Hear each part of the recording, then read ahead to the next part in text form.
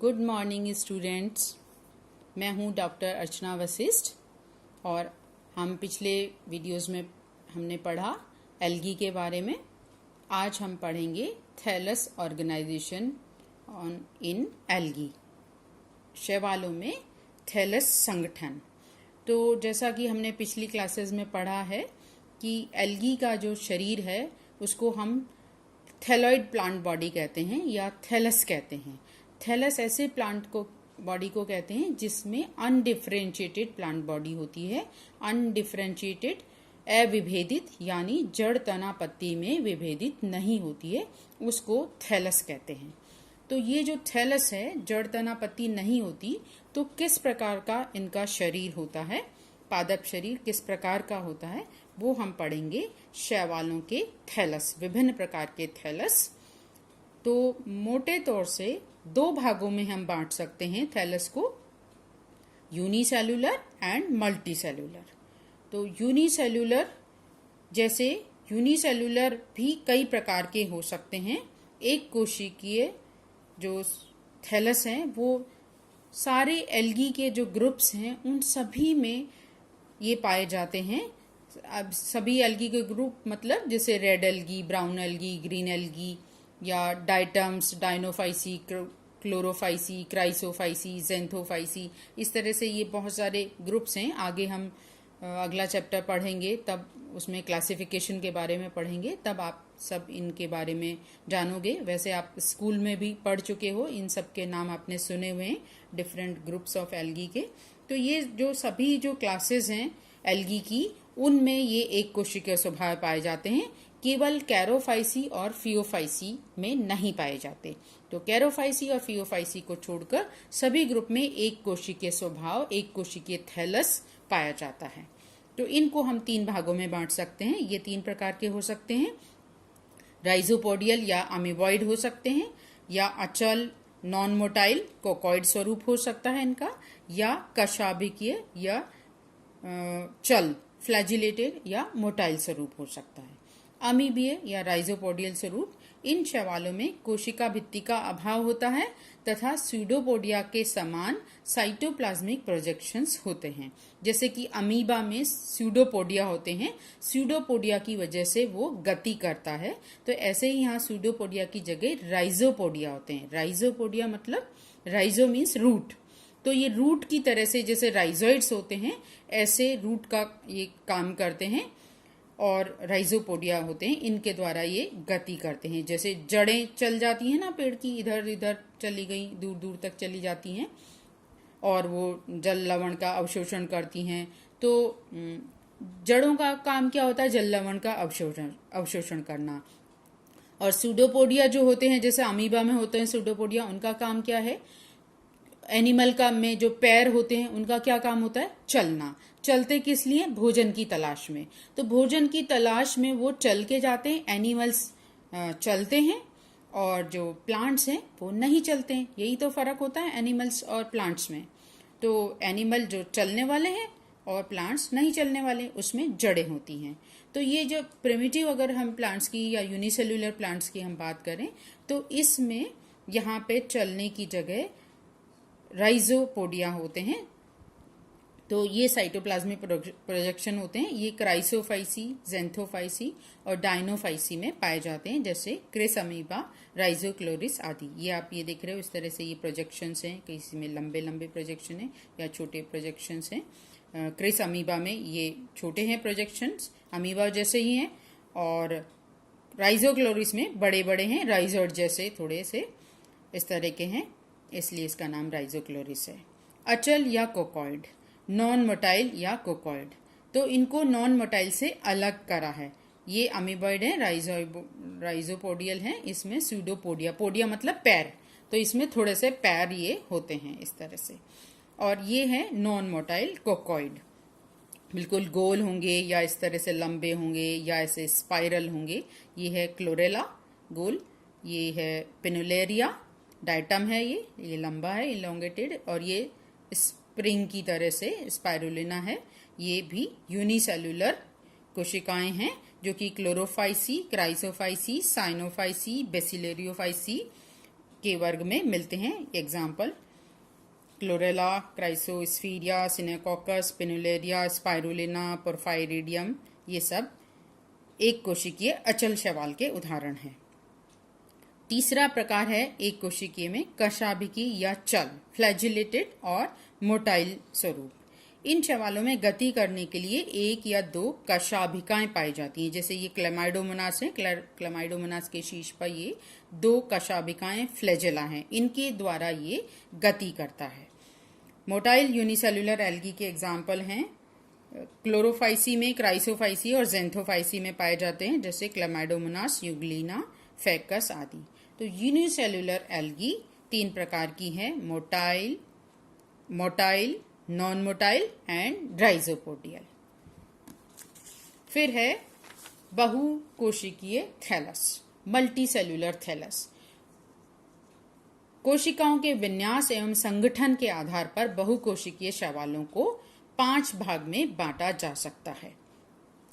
पहला है समंडल या सिनोबियल। समंडल कोशिका शैवालों में निश्चित संख्या में कोशिकाएं परस्पर जुड़कर थैलस को एक निश्चित आकार एवं आकृति प्रदान करती हैं। ये थैलस 2 प्रकार के हो सकते हैं, मोटाइल सिनोबिया, कशाभिकीय समंडल या चल समंडल। इसमें कुछ से लेकर हजारों की संख्या में कोशिकाएं होती हैं। समंडल में कशाभिकाएं कोशिकाएं आपस में जीवद्रव्य संबंधों द्वारा जुड़ी रहती हैं। ये क्लोरोफाइसी तथा क्राइसोफाइसी वर्ग में मिलती हैं। Example pandorina, eudorina, volvox. तो ये डायग्राम बना रखा है वॉल्वॉक्स का, इसमें बहुत सारी कोशिकाएं हैं, हजारों कोशिकाएं होती हैं। और कुछ ऐसे भी हैं जैसे पेंडोरिना, यूडोरिना है, इनमें बहुत कम संख्या में कोशिकाएं होती हैं, 16, 32 इस तरह की कोशिकाएं होती हैं। वो भी एक सिनोबिया बना सकती हैं। लेकिन सिनोबिया में जो है कॉलोनी की जो शेप है वो एकदम डेफिनेट होती है। इनमें कोशिकाओं की संख्या भी निश्चित होती है। इनमें कोई वेजिटेटिव सेल डिवीजन नहीं होता जिससे कि कोशिकाओं का नंबर बढ़ सके। तो ये आपस में एक दूसरे से साइटोप्लाज्मिक कनेक्शंस के द्वारा जुड़ी हुई हैं। ये है समंडल, मोटाइल समंडल। तो ऐसा ही समंडल जो है वो नॉन मोटाइल भी हो सकता है, जैसा कि इसमें आपको दिख रहा है। ये नॉन मोटाइल कोशिकाएं आपस में जुड़ी हुई हैं। ये जैसे हेक्सागोनल बना रही हैं, ये एक कोशिका है, ये दूसरी कोशिका, ये तीसरी, ये चौथी, ये पांचवी। तो पेंटागोनल, हेक्सागोनल इस तरह से ये जुड़ी हुई हैं। बहुत सारी कोशिकाएं एक पूरा जाल बनाती हैं ये कोशिकाएं। वाटर नेट है, ये हाइड्रोडिक्टियन है। हाइड्रोडिक्टियन का ये बड़ा चित्र दिखा रखा है, जिसमें ये 1, 2, 3, 4, 5, 6 कोशिकाएं ये जुड़ के ये बना रही हैं, ऐसा जाल बना रही हैं। बहुत सारी कोशिकाएं मिलके जाल बना रही हैं। ये सिनेडेस्मस है, इसमें ये जैसे 4 कोशिकाएं एक लाइन में जुड़ी हुई हैं। ये पेडियस्ट्रम है, इसमें एक गोलाकार रूप में जुड़ी हुई हैं सारी कोशिकाएं। ये नॉन मोटाइल सिनोबियम है, यानी इसमें कोशिकाओं की संख्या निश्चित होती है, कॉलोनी की जो शेप है वो निश्चित होती है और ये एक दूसरे से जुड़ी हुई रहती हैं। दूसरा जो ग्रुप है बहुकोशिकीय, जो 5 प्रकार हैं, 5 प्रकार में से पहला है सिनोबियल, दूसरा है समूहन, एग्रीगेट या कॉलोनीज।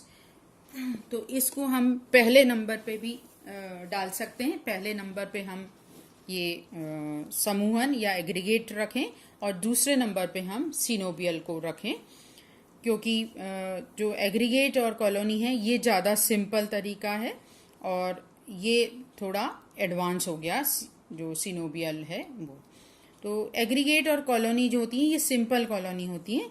इनमें कोशिकाओं का जो कॉलोनी का आकार है निश्चित नहीं होता है और उसकी आकृति भी निश्चित नहीं होती है। साइज और शेप दोनों ही बदलते रहते हैं, बड़े बड़े हो जाते हैं, टेढ़े मेढ़े भी हो सकते हैं।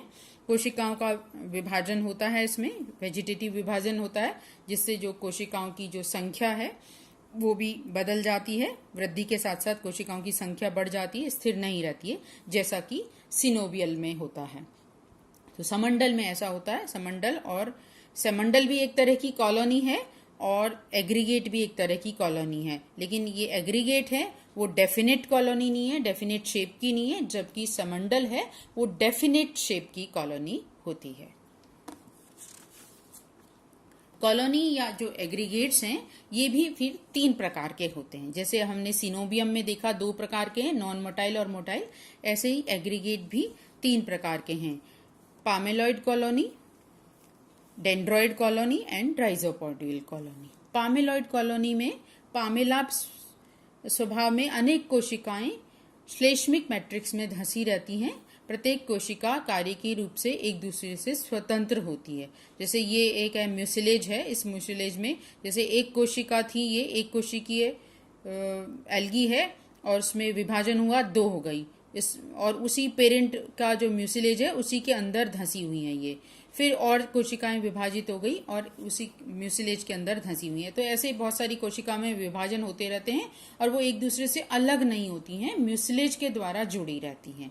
वैसे अलग भी हैं लेकिन म्यूसिलेज के द्वारा जुड़ी हुई हैं, तो एक दूसरे से वैसे स्वतंत्र भी हैं, फिजियोलॉजिकली ये स्वतंत्र है। तो इस तरह से ये एग्रीगेट या कॉलोनी बनाती हैं। ये फ्लैजिलेटेड कॉलोनी, फ्लैजिलेटेड सेल्स हैं इसमें नॉन फ्लैजिलेटेड सेल्स हैं या नॉन मोटाइल सेल्स हैं।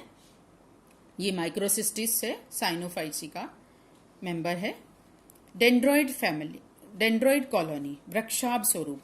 डेंड्रॉइड कॉलोनी में ऐसे चारों तरफ म्यूसिलेज की बजाय कोई एक स्थान पे म्यूसिलेज होता है। तो एक स्थान पे म्यूसिलेज की वजह से ये कोशिकाएं इस तरह से जुड़ती हैं, जैसे इससे ये कोशिका ऐसे जुड़ गई, यहाँ ये जुड़ गई, ये कोशिका इस तरह से जुड़ती हैं कि वो वृक्ष का जैसा, एक सूक्ष्म वृक्ष का जैसा स्वरूप बना लेती हैं, जैसे इक्वालोसिस्टिस में, केमिसाइफन में, प्रेसिनोक्लेडिस में। तो ये डेंड्रॉइड कॉलोनी हो गई जो लोकलाइज्ड श्लेष्मा के लोकलाइड म्यूसिलेज के सिक्रीशन के कारण ये बनती हैं वृक्षाभ स्वरूप। और इसमें जो पामेलाइड कॉलोनी में चारों तरफ म्यूसिलेज होता है। राइजोपोडियल में कॉलोनी में जो आपस में जो सेल्स का जो जुड़ाव होता है वो राइजोपोडिया के द्वारा होता है। तो इसमें भी जो कॉलोनी की संख्या है वो अनिश्चित हो सकती है, कॉलोनी की संख्या बढ़ सकती है और शेप भी इसी हिसाब से उनकी चेंज होती रहती है। ये राइजोपोडियल कॉलोनी पाई जाती हैं जैसे क्राइसोफाइसी के क्राइसीडिएस्ट्रम में। तीसरा मल्टीसेल्यूलर स्वभाव है फिलामेंटस स्वरूप या तंतुकीय स्वरूप। इस प्रकार के शैवालों में कायिक विभाजन होते हैं जैसे कि एग्रीगेट्स में होते हैं, लेकिन एग्रीगेट की बजाय इनमें कोशिकाएं एक सीधी कतार में व्यवस्थित रहती हैं, एक दूसरे से जुड़ी हुई रहती हैं, अलग नहीं होती हैं जैसे कि एग्रीगेट में होता है। तो फिलामेंट इस तरह के ये दिख रहे हैं। ये भी 3 प्रकार के हो सकते हैं, मुख्य रूप से हम इनको 2 भागों में बांट सकते हैं, अनब्रांच्ड एंड ब्रांच्ड।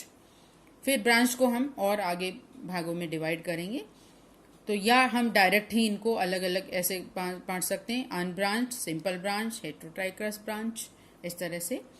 तो अलग अलग किताबों में अलग अलग तरीके से ये किया हुआ है, तो इसको आप समझ लें। अनब्रांच्ड, अशाखित। अशाखित स्वभाव जैसे क्लोरोफाइसी, साइनोफाइसी, बेसिलोरियोफाइसी, जेंथोफाइसी के कुछ सदस्यों में पाया जाता है। तो ये भी बहुत सारे जो क्लासेस हैं उसमें बहुत ही कॉमन स्वरूप है। एग्जाम्पल हैं इसके Ulothrix, spirogyra, oedogonium, Nostoc, anabaena, Oscillatoria etcetera. ये ऑसिलेटोरिया का फिलामेंट है जिसमें बहुत सारी सेल्स एक दूसरे के साथ ऐसे जुड़ी हुई हैं, एक कतार में जुड़ी हुई हैं, तो ये एक फिलामेंट बना रही है, अनब्रांच्ड फिलामेंट। ये यूलोथ्रिक्स है, इसमें कोशिकाएं हैं, लंबी लंबी कोशिकाएं एक दूसरे के साथ जुड़ी हुई हैं, तो एक ही प्लेन में विभाजन होने से ये कतार बनती है।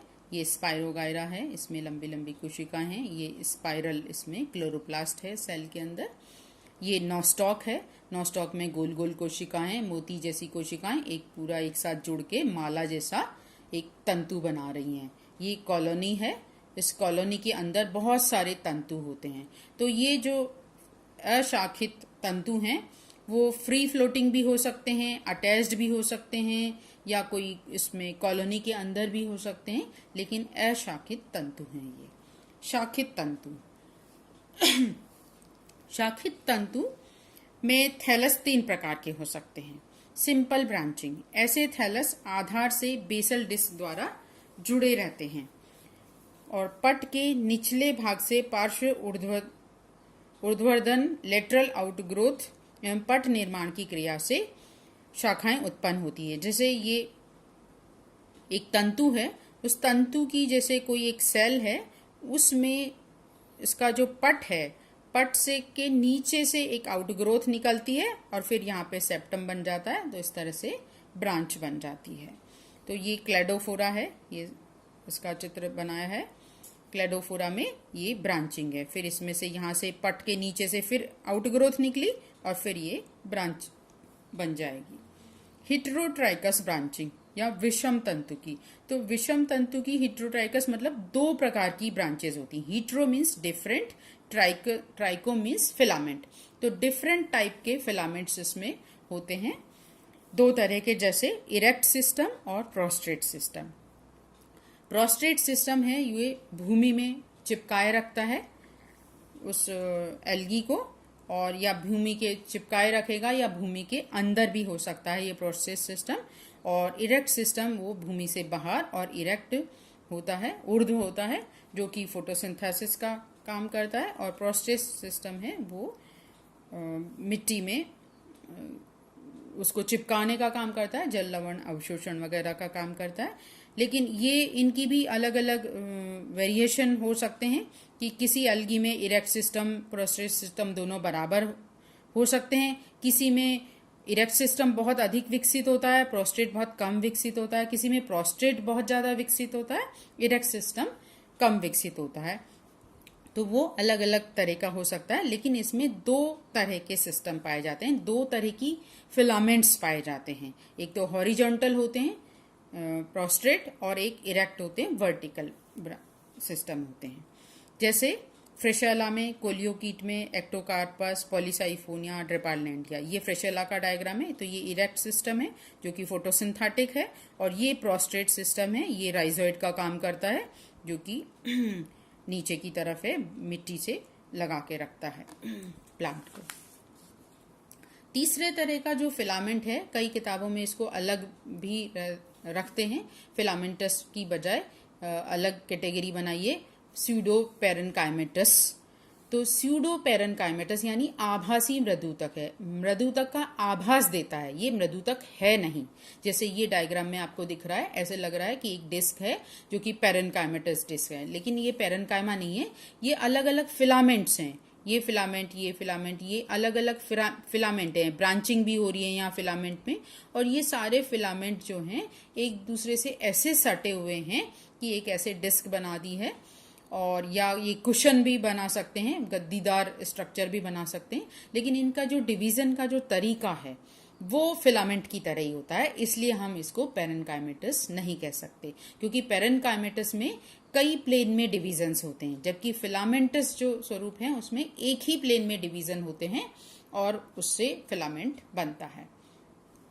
तो ये फिलामेंट एक तरह से फिलामेंटस ही स्वरूप है। इसमें ये तो डिस्क है, ये तो प्रोस्ट्रेट सिस्टम है, और इरेक्ट सिस्टम के नाम पे इसमें सिर्फ सीटी है। तो इरेक्ट सिस्टम यहाँ पे बहुत ही कम विकसित है, प्रोस्ट्रेट सिस्टम है वो विकसित है। तो ये स्यूडो पेरेनकाइमेटस आभासी मृदुतक कहलाता है। इसमें आपस में सेल्स में कोई साइटोप्लाज्मिक या प्लाज्मोडेस्माटा के कोई कनेक्शंस नहीं होते। ये हेट्रोट्राइकस फिलामेंट का ही एक स्वरूप है जो कि स्यूडो पेरेनकाइमेटस स्वरूप कहलाता है।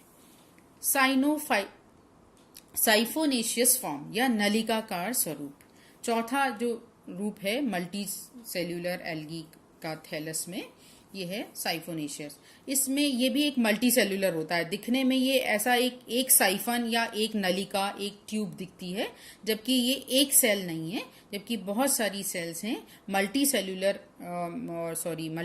भी हैं ये, और मल्टी न्यूक्लिएट कंडीशन है। इसमें बीच में सेप्टा नहीं होते हैं कोई भी। ये पूरा जो थैलस है एक ट्यूब से बना हुआ है, और इसमें सेल डिवीजन होते जाते हैं, न्यूक्लियर डिवीजन होते हैं, लेकिन सेप्टा नहीं बनते हैं। सेप्टा केवल सेक्स ऑर्गन्स बनते हैं, तब उस समय बनते हैं उनको अलग करने के लिए, चाहे वो एंथेरिडिया, ऊगोनिया हो या स्पोरेंजिया हो, उस समय सेप्टा बनते हैं। बाकी इसमें थैलस में सेप्टा नहीं है। ये एसेप्टेट सिनोसिटिक यानी संकोशिकीय थैलस कहलाता है। उदाहरण क्लोरोफाइसी और ज़ैंथोफाइसी के कुछ मेंबर हैं, जैसे प्रोटोसाइफन है, बाउचीरिया, बॉट्रीडियम।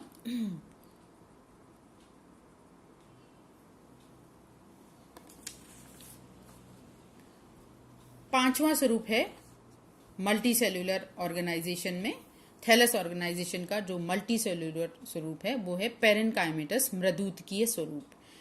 ये थैलस संगठन का सबसे अधिक विकसित रूप है। जब कोशिका विभाजन दो या अधिक एक तल से अधिक तल में होता है तब मृदुतकीय संगठन बनता है, जैसे क्लोरोफाइसी के अल्वा में चपटा पत्तीनुमा, ये चपटा पत्तीनुमा थैलस है क्लोरोफाइसी का, ये मृदुतकीय स्वभाव है। एंटेरोमॉर्फा में ट्यूबुलर है, ये खोखली नली के रूप में है लेकिन ये मृदुतकीय है।